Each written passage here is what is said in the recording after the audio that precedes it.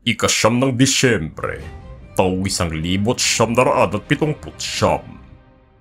Opisyal na inanunsyo ng mga mananaliksik ng World Health Assembly ang matagumpay na pagpuksa ng sakit na bulutong sa mundo, isang sakit na karaniwan ay nakamamatay sa mga taong makakakuha nito. Ito din ay ang una at kaisa-isang impeksyon sa tao na idineklara na tuluyang napuksa.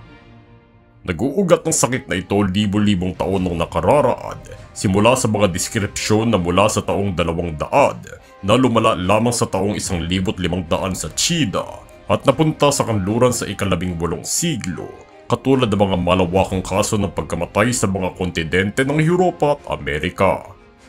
Ito ang nagbigay daan upang magawa agad ang isang bakuna kontra sa bulutong at isinibatas ang pagbabakuna sa mga sanggol, na naging dahilan upang bumaba ang kaso nito hanggang sa ika-20 siglo.